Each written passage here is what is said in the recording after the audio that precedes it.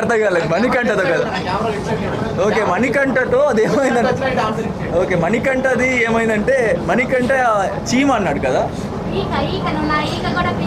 ఈగ అన్నాడు కదా. నేనేమనుకున్నా ఈగ అంటున్నాడు అనుకున్నా, ఈగ అనుకో. సో నువ్వు చీమ అని చెప్పి అలా. బ్రో శోభా గారు తెలుగు బిగ్ బాస్ నుంచి కన్నడ బిగ్ బాస్ కూడా వెళ్తారు ఇప్పుడు. అవును, వెళ్ళే ఛాన్స్ ఉందా? నేనా? వెళ్తారా? ఛాన్స్ వస్తే 100% వెళ్తా కన్నడకి. బిగ్ బాస్ నుంచి ఏం నేర్చుకున్నారు? బిగ్ బాస్ నుంచా? వాడు అనేది డిస్రెస్పెక్ట్ అని నేర్చుకున్నా. ఇంకా రా అనేది డిస్రెస్పెక్ట్ అని నేర్చుకున్నా. అంటే మీరు కావాలని అన్నారు కొంతమంది, మీరేమంటారు? స్టార్టింగ్లో అయితే నేను కావాలని చెప్పలేదు. నాకు యాక్చువల్గా నాకు వాడు అనేది డిస్రెస్పెక్ట్ అని తెలీదు. వాడు అంటే నార్మల్గా అవినాష్ బ్రోతో కూడా నేను, గౌతమ్ బ్రో కూడా వాడని మాట్లాడతాను నార్మల్గా. బట్ ఆ టైంలో హైలైట్ చేశారు దాన్ని, లైక్ అగ్రెషన్ అది అంటే డిస్రెస్పెక్ట్ అని. ఆ తర్వాత వాళ్ళు చెప్పిన విధానం నాకు నచ్చట్లేదు ఆ టైంలో. సో ఆ టైంలో అగ్రెషన్ కొంచెం కోపంలో అంట ఏం చేస్తావు అలా చెప్పిన. నెగిటివ్ అయింది అనుకుంటున్నారు అది బయట? అయింటుంది నెగిటివ్, నాకు తెలుసు.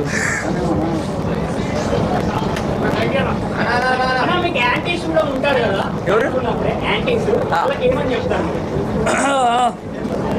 యాంటీస్ అని ఉంటారు బ్రో. నా ప్రకారంగా వాళ్ళ ఫేవరెట్ సపోర్ట్ చేస్తారు. సో అది కొంచెం నాకు యాంటీగా, అంటే నేను వాళ్ళ సపోర్టర్స్ని కొంచెం గొడవ చేసినప్పుడు వాళ్ళకి నేను బ్యాడ్గా కనిపిస్తా. బట్ వాళ్ళకి నేనేం చెప్పాను, అది నాతో పాటు ఒక 10 days ఉంటే వాళ్ళకి నేనే ఫేవరెట్ అయిపోతా తర్వాత.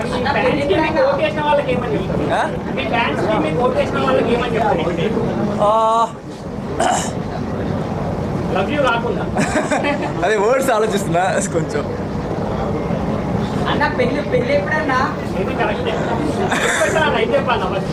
ఫస్ట్ దీనికి చెప్తా.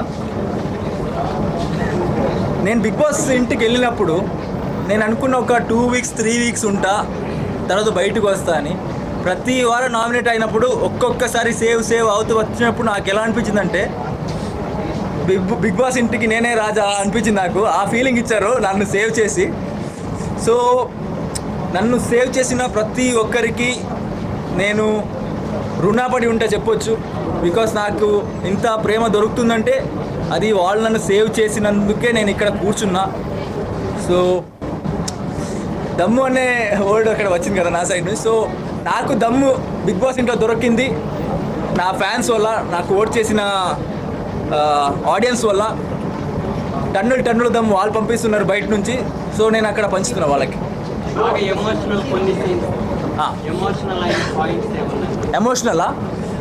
ఎమోషనల్ రీసెంట్గా మెగా చీఫ్ను ఓడిపోయాను కదా, ఆ టైంలో చాలా ఎమోషనల్ అయినా. ఎందుకంటే అంతవరకు చీఫ్ అయితే బాగుంటుంది అనుకున్నా. నాకెందుకులే చీఫ్, నేనే బిగ్ బాస్ ఇంటి చీఫ్ అని ఉన్నా అక్కడ కూర్చొని. బట్ తర్వాత నా ఫ్రెండ్ వచ్చి, నా ఫ్యామిలీ వీక్లో వచ్చి చెప్పారు, ఫ్యాన్స్ నువ్వు చీఫ్ అవ్వాలని కోరుకుంటున్నారు, వాళ్ళ కోసమైనా చీఫ్ అవ్వాలి అని చెప్పారు. సో అప్పుడు నేను గట్టిగా అనుకున్నా చీఫ్ అవ్వాలి, ఈ వీక్ ఎలాగైనా చీఫ్ అవ్వాలనుకున్నా. బాగా ఆడినా. బట్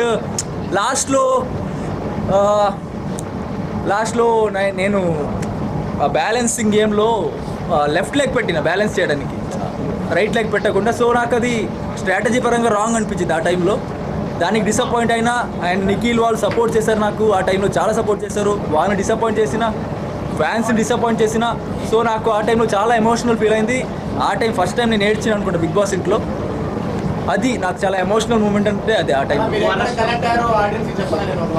చెప్పండి బ్రో. మీరు ఏదైనా నామినేషన్ టైంలో ఏమైనా ఇష్యూ వచ్చినా, ఎక్కడ ఏమైనా ఇష్యూ వస్తే అక్కడితో సాల్వ్ అయిన తర్వాత మీ ఫ్రెండ్స్ దగ్గర కానీ అక్కడ మీరు దాని గురించి మాట్లాడలేదు, అక్కడ మీరు సేవ్ అయ్యారు, ఎన్ని రోజులు మీరు ట్రావెల్ అయ్యారు. అగ్రెషన్ కొంచెం తగ్గించుంటే ఫైనల్ దాకా వెళ్ళే ఛాన్సెస్ ఉంటుందేమో అనిపించింది. నా క్యారెక్టర్ నేను తగ్గించాను బ్రో, ఫైనల్కి వెళ్ళకపోయినా పర్లేదు. మైనస్ ఏమైనా మీరు బిగ్ బాస్ అడిగినప్పుడు, మనం బిగ్ బాస్ హౌస్లో వెళ్ళింది ఒక కాంపిటీటర్ మర్చిపోయి ఫ్రెండ్షిప్ వాల్యూ ఇచ్చారు. నువ్వు ఫ్రెండ్కి గెలవాలంటే బయట సపోర్ట్ చేయాలి, కానీ ఒక కాంపిటీటర్ ఉన్నప్పుడు సపోర్ట్ చేయడం కరెక్ట్ కాదు కదా. నేను ఫ్రెండ్ని సపోర్ట్ చేసిన, బట్ నాతో ఉన్నప్పుడు నాతో ఆడినప్పుడు నేను నిఖిల్ సపోర్ట్ చేయను. నేను నాకే సపోర్ట్ చేస్తాను. మీరు గేమ్లో చూసుంటారు, ఆ డిస్క్ గేమ్లో కూడా రీసెంట్లీ డిస్క్ గేమ్ కూడా జరిగింది కదా. నాతో ఆడినప్పుడు నేను నాకే ఫస్ట్ ప్రియారిటీ ఇస్తా. నేను లేనంటే ఆ టైంలో నా ఫ్రెండ్ గెలవాలని కోరుకుంటాను. అంటే విష్ణుప్రియ ఆటో గేమ్ లో అది అలా కనిపించలేదు మాకు, అలా కిందికి దిగేసింది, ఏదో యాక్టింగ్ చేస్తున్నట్టు అనిపించింది నాకైతే. లేదు నేను కింద స్లోగా పెట్టాను కింద. అంటే అంత ప్రేమతో పెట్టాను తెలుసు మనకి. ఓకే. వర్స్ట్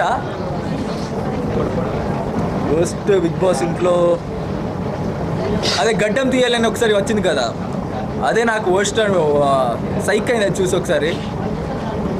తర్వాత తీయనని చెప్పానులే ఆ టైం.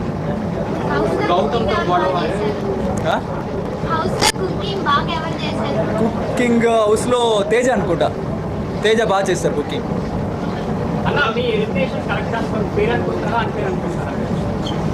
Elimination Phere bro. అక్కడ ఏమంటే లైక్ నా ప్రకారంగా నాకు ముందు ఒక ఇద్దరు వెళ్ళాలి, బట్ వాళ్ళు నామినేషన్కి రాలేదు, ఎలాగో సేవ్ అయ్యారు. సో దానివల్ల నేను బయటకు వచ్చాను త్వరగా. చాలా మంది బిగ్ బాస్ స్క్రిప్టెడ్ అంటారు, సో మీరు వెళ్ళొచ్చారు, మీరు ఏమంటారు? What will you say your words? 100% real. Bigg బాస్లో స్క్రిప్టెడ్ అనేది ఎందుకు వస్తుంది నాకు అర్థం కాలేదు, బట్ అది 100% రియల్. అక్కడ టెలికాస్ట్ ఏమవుతుందో నాకు తెలీదు, బట్ 100% ట్రూ. నాకు మణికంఠ చాలా ఫన్నీ పర్సన్ అనిపిస్తుంది. అంటే చాలా జోవియల్ పర్సన్, మంచిగా జోక్ చేస్తుంటారు. ఆ టైంలో నేను అర్థం చేసుకోలేదు స్టార్టింగ్లో మణికంఠని, లైక్ ఎందుకు ఏడుస్తున్నారు, ఎందుకు ఏడుస్తున్నారు అర్థం కాలేదు ఆ టైంలో. బట్ తర్వాత మణికంఠ కూడా ఓకే, వాళ్ళకి వాళ్ళ ప్రాబ్లం ఉంటుందిలే, అర్థమైంది. మణికంఠ యాక్చువల్లీ మంచి హ్యూమన్ బీయింగ్. సగానికి పైగా 40% ఎంతమంది చూస్తున్నారు, సగానికి పైగా బిగ్ బాస్ చూడడం మానేశారంటారు. ఓకే, మణికంఠ ఇప్పుడు బిగ్ బాస్ చేసిన తప్పే అనుకోవచ్చు. ఏది లేదు, మణికంఠనే వెళ్తా అని చెప్పారు కదా అక్కడ. మణికంఠ సేవ్ అయ్యాడు, బట్ మణికంఠనే వెళ్తా, నాకు హెల్త్ ప్రాబ్లం ఉందని చెప్పి వెళ్ళాను. మాకా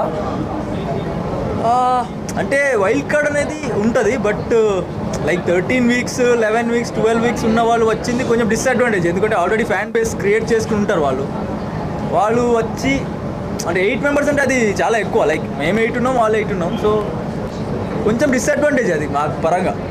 ఇప్పుడు గౌతమ్ విన్నర్ రేస్లో ఉన్నాడు కదా, అంటే వైల్డ్ కార్డ్ వచ్చిన వాళ్ళు ఆ స్టేజ్ మీకు ఎలా అనిపించింది?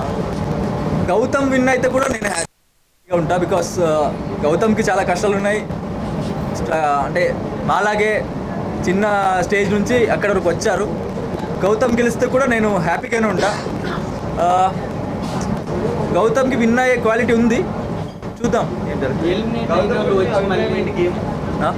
గౌతమ్ గేమ్ గురించి మీ అభిప్రాయం అంటే సేఫ్ ఉన్నాడా లేదా జెన్యూన్ అనిపించాడు? అంటే గేమ్ ప్రకారంగా కొన్నిసారి జెన్యూన్ అనిపిస్తారు, బట్ ఒక్కొక్కసారి కావాలనే ఇండివిజువల్ ప్లేయర్ అని చూపించడానికి చెప్తున్నారేమో అనిపిస్తుంది. బట్ నాకు ఆ షేడ్ అర్థం కాలేదు ఇంకా. బట్ ఐ థింక్ మేబీ ఒక 70-80% జెన్యూన్ ఉన్నారు అనిపిస్తుంది గౌతమ్.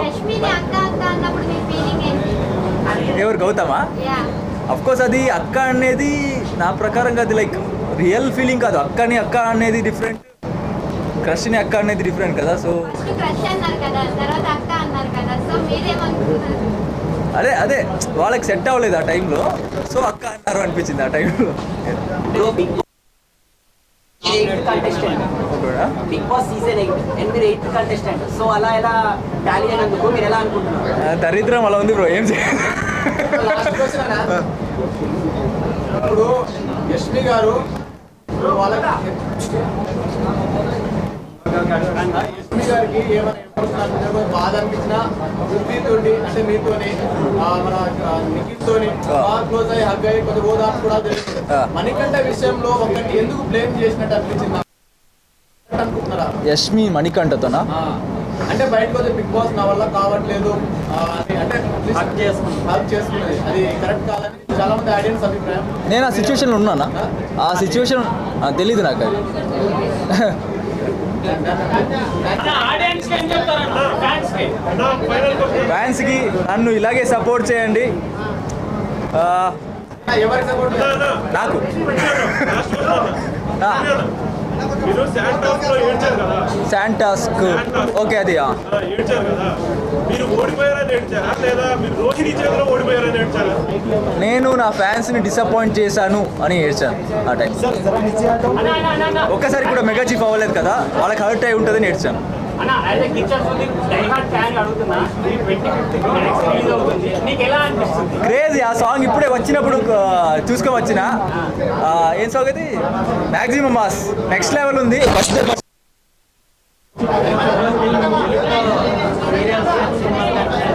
వినట్లే బ్రో మీ క్వశ్చన్. అదే సినిమా చేస్తున్నా తెలుగులో ఒక సినిమా ఆల్రెడీ కంటిన్యూ జరుగుతుంది. కొంచెం తగ్గాను కదా, సో కొంచెం వెయిట్ పెరిగి మళ్ళీ కంటిన్యూ చేస్తాం మూవీ. బాగుంటుంది బట్ టేస్ట్ బాగుండదు, తినడానికి అంత సెట్ కాదు అక్కడ.